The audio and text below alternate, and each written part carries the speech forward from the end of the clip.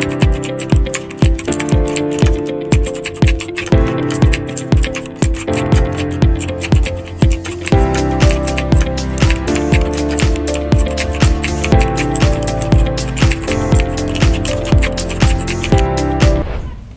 day, mabuhay! I'm Michaela Grafil from BSHM1 Section 4. So today, let's talk about the 7 first aid for common kitchen accidents. So first aid for cuts, causes, knives, broken glass, and sharp cooking utensils. So first step, stop the bleeding. Apply direct pressure to the cut with a clean cloth and bandage. If the bleeding continues after a few minutes, add more cloth layers and continue pressing. Second step, clean the cut. Rinse the wound gently under cool, running water to remove dirt and debris. Use mild soap around the cut, but avoid getting soap directly in the wound to reduce irritation. Do not use hydrogen, peroxide, or iodine on deep wounds as this can damage the tissue. Step 3. Protect the cut.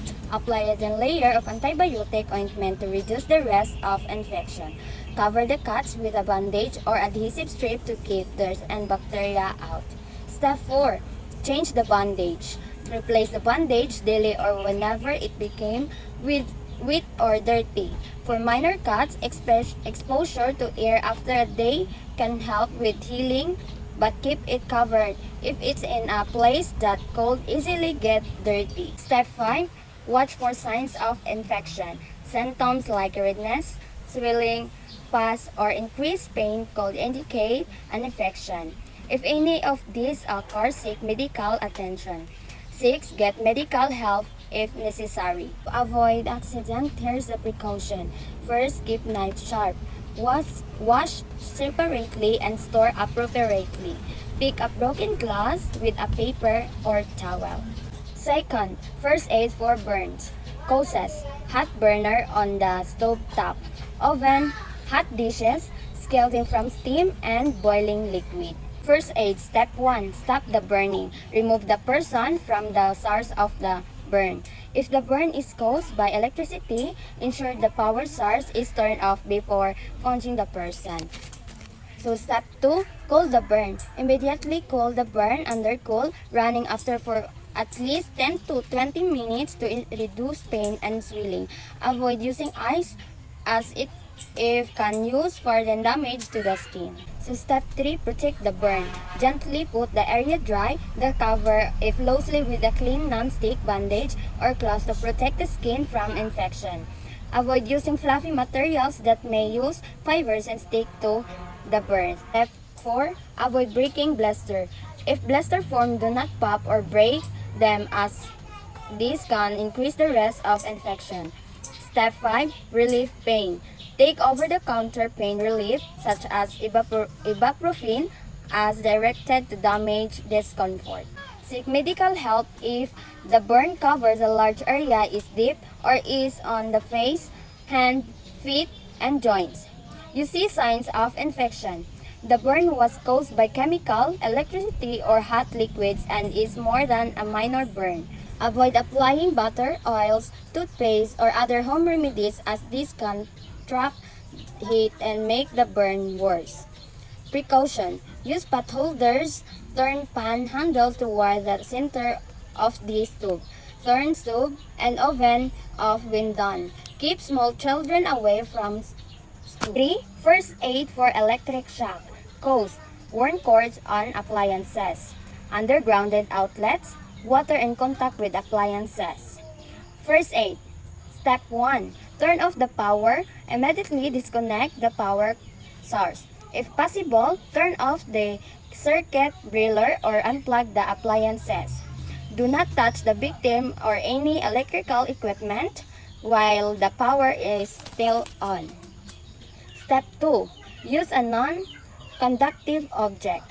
If you cannot turn off the power, use a non-conductive object such as wooden broom handle, plastic chair, or rubber gloves to push the victim away from the electrical sources. Step 3. Check the response.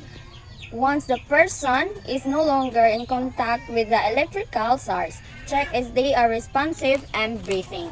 Step 4. Call emergency services. Dial emergency services like all immediately, even if the person appeared to be unharmed, as internal injuries may still be present. Step 5. Provide CPR if necessary. If the person is not breathing or no pulse, begin CPR until medical help arrives. Use chest compression and rescue breath on appropriate. Step 6. Treat the burns or injuries. If there are visible burns, cover them with a sterile non-adhesive bandage.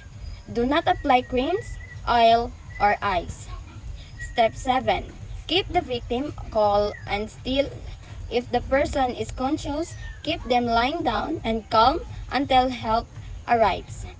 Avoid moving them if they have sustained injuries from a fall. Step 8. Monitor the victim.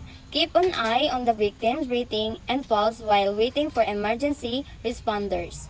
So do not touch the victim with your bare hands until you are certain they are no longer in contact with the electrical source. Doing so can transfer the shock to you. Precaution: replace worn cords. Disconnect small appliance when not in use. Disconnect appliance if it fall in the water. Use outlet covers. 4. First aid for slips, trips, and falls. Causes: clutter and spills on the floor, wet or oily floor. Precaution: maintain clean surface. Clean up spills immediately. Use non-slip mats in wet areas like kitchen and bathroom. First aid. Step 1. Assess the situation. Check for injuries like cuts or fractures. Do not move the person if there are signs of a head, neck, or spine injury. If the person is unconscious, call emergency service immediately. Step 2. Administer first aid based on the injury. Clean the wound with water to remove dirt. Apply an antiseptic and cover with a bandage if needed. Step 3. Seek medical attention. Contact a doctor if pain persists or worsens. If the person shows any confusion following a fall, seek professional help. 5th. First aid for choking.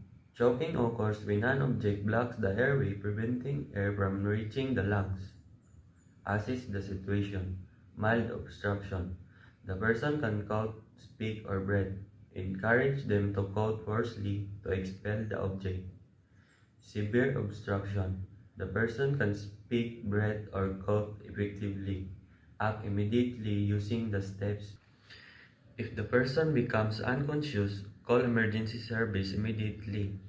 When to seek medical help after any choking incident, even if the person seems fine, they should see a healthcare professional to check for damage to the airway or lungs. Eye injuries can happen in an instant, causing pain, discomfort, and a potential vision loss. Knowing how to react quickly and provide appropriate first aid can make a significant difference. Remove a foreign object from the eye. Follow these steps. 1. Wash your hands thoroughly. This prevents infection. 2. Tell your hand back. This allows the object to fall out. 3. If the object remains, use a cotton swab, dumping it with clean water and gently try to remove the object. Remember, promote action and prepare first aid can help provide complication from eye injuries. If you are unsure about the severity of the injury or how to proceed, always seek professional medical advice. Remember, promote action and prepare first aid can help provide sources complication from eye injuries. If you are unsure about the severity of the injury or how to proceed, always seek professional medical advice. Poisoning can occur in many ways, from accidental engagement to deliberate exposure. Knowing how to react quickly and provide opportunity first aid can be a crucial in saving a life. First, ensure your own safety.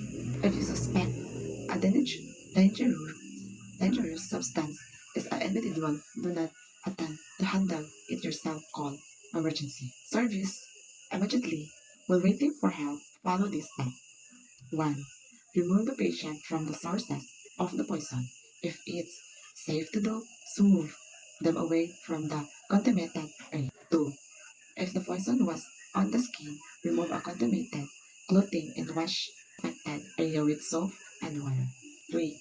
If the poison was in the eyes, flush them with water for at least 15 minutes. Remember, every second counts when dealing with a poison. Quick action and prepare first aid can make a difference in the outcome.